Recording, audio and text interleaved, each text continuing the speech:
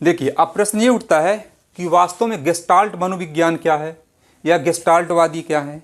कई प्रकार के विद्यार्थी मुझे मिलते हैं और पूछते हैं कि सर ये वास्तव में गेस्टाल्ट क्या है, गेस्टाल्टवादी क्या है, ये गेस्टाल्ट मनोविज्ञान है क्या। तो एक्चुअल में इसमें कन्फ्यूजन तो होता है। ऐसी कोई भी मनोविज्ञान से संबंधित कोई ऐसी परीक्षाएं नहीं है अगर उससे संबंधित गेस्टाल्ट से संबंधित कोई ऐसे प्रश्न आते हों। और ये 4 प्रकार के जो इसके मनोवैज्ञानिक हैं वो सब गेस्टाल्टवादी कहलाते हैं। तो सबसे पहले जो गेस्टाल्ट का जो एक अर्थ होता है, यानी गेस्टाल्ट एक जर्मन शब्द है जिसका अर्थ होता है प्रारूप, आकृति या उसके आकार से इसका अर्थ लगाया जाता है। ये तो हो गया गेस्टाल्ट का अर्थ, अर्थात गेस्टाल्ट कोई व्यक्ति नहीं है, ये क्लियर हो गया। अब उसके बाद है कि वास्तव में जो गेस्टाल्ट मनोविज्ञान है उसकी स्थापना करने का श्रेय जो जाता है वो मैक्स बर्दाइमर को जाता है। 1912 में मैक्स बर्दाइमर ने आप गेस्टाल्ट मनोविज्ञान की स्थापना की थी और उनके साथ में कोहलर, कर्टकोफा और लेविन जैसे 3 विद्वान और थे, यानी मनोवैज्ञानिक। यानी कुल मिला के 4 लोगों का ये समूह विशेष जो मेन माने जाते हैं 4 प्रकार के हैं। इन 4 प्रकार के लोगों की जो सोच एक थी, तो इसी सोच को क्या कह दिया गया, गेस्टाल्टवादी कह दिया गया। गेस्टाल्टवादी फिर है क्या, इनका जो विश्वास होता है समग्र रूप से, समग्रता या संपूर्णता, इसलिए इनके सिद्धांत को संपूर्णता का सिद्धांत भी कहा जाता है। तो कुल मिला के ये क्लियर हो गया कि ये किसी भी जो गेस्टाल्ट का जो अर्थ होता है वो समग्र रूप होता है, अर्थात समग्रता से इसका अर्थ लगाया जाता है और संपूर्णता से इसका अर्थ लगाया जाता है। आगे बात इसमें यह है कि गेस्टाल्ट का जो अर्थ है वो कुल मिला के आप समझ गए समग्रता से है।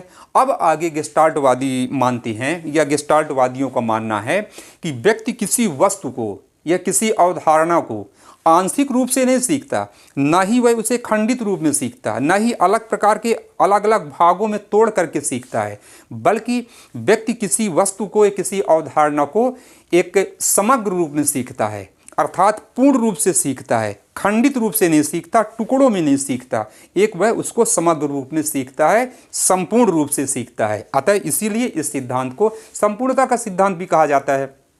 फिर आगे करके मैंने 4 आपके मनोवैज्ञानिक बताए, मैक्स बर्दाइमर जिनको संस्थापक कहा जाता है 1912 में, और कोहलर, कर्टकोफर, लेविन हैं।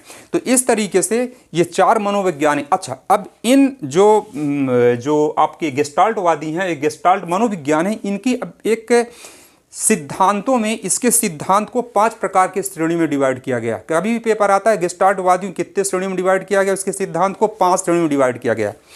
पहली जो श्रेणी का नाम है वह है निकटता, दूसरा है निरंतरता, तीसरा है जुड़ाव, चौथा है समापन और 5वां है समानता। तो 5 प्रकार की ऐसी श्रेणियां हैं जो गेस्टाल्टवादियों की 5 उसमें श्रेणियों में डिवाइड किया गया है। आगे गेस्टाल्टवादियों की जो एक विचारधारा वो किस पर विश्वास करते हैं, एक्चुअल में वह किसी भी चीज़ को सीखने में, किसी वस्तु व अवधारणाओं को सीखने में वो खंडित रूप में विश्वास नहीं करते, न टुकड़ों में सीखा जाता, बल्कि उनका कहना है कि व्यक्ति संपूर्ण रूप से सीखता है। तो जब संपूर्ण रूप से सीखता है कोई व्यक्ति किसी वस्तु को, अवधारणा को, तो वास्तव में क्यों सीखता है संपूर्ण रूप से, तो उन्होंने अपना एक लॉजिक दिया है कि इनका मानना है कि प्रत्यक्षीकरण पर जो गेस्टाल्टवादी हैं सबसे ज़्यादा फोकस करते हैं। ये सबसे ज़्यादा जो बल होता है वो प्रत्यक्षीकरण बल देते हैं। मतलब है कि किसी वस्तु को या किसी अवधारणा को प्रत्यक्ष रूप से देख करके उसको संपूर्ण रूप से सीखा जाता है, यानी खंडों में सीखने की इसमें कहीं गुंजाइश नहीं रह जाती। दूसरा पॉइंट इसी में है गेस्टाल्टवादियों का कि प्रयास और त्रुटि का सिद्धांत, जिसने थॉर्नडाइक ने सिद्धांत दिया है, प्रयास और त्रुटि का सिद्धांत, जिसको कहते हैं ट्रायल एंड एरर, या प्रयास करो और सफल हो जाओ। तो इस प्रकार के सिद्धांत का गेस्टाल्टवादी इसको खंडित करते हैं, इसका विरोध करते हैं। उनका कहना है कोई भी ऐसा प्रयास और त्रुटि का जो सिद्धांत है ये लागू नहीं होता है। आगे वो कहते हैं कि इस सिद्धांत के मूल में अंतर्दृष्टि या सूझबूझ विद्यमान होता है। उनका कहना है जब कोई व्यक्ति किसी भी वस्तु को या किसी अवधारणा को सीखता है तो वह सूझ के आधार पर सीखता है, उसकी एक अंतर्दृष्टि होती है।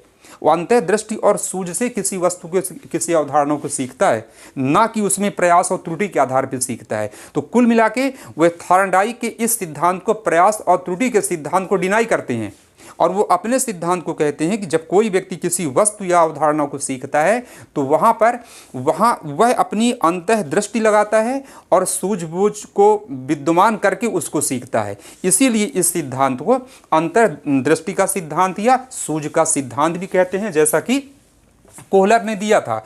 कोहलर ने भी 1913 से लेकर 1917 तक एक वन मानुष जिसको कहते हैं चिंपांजी, और उसका नाम था सुल्तान, तो सुल्तान नामक चिंपांजी पर 1913 से लेकर 1917 तक कई प्रकार के उसने प्रयोग किए। तो 4-5 प्रकार की स्टेप में सुल्तान नामक चिंपांजी उसने प्रयोग करके स्पष्ट किया कि सुल्तान यानी चिंपांजी कैसे सीखता है। वो कोई ऐसे ऐसे हवा में नहीं सीख जाता, बल्कि वह अपने वहाँ पर एक क्या करता है, अंतर्दृष्टि से सीखता है और सूझबूझ लगाता है, और इस प्रकार से वह किसी चीज को सीख जाता है।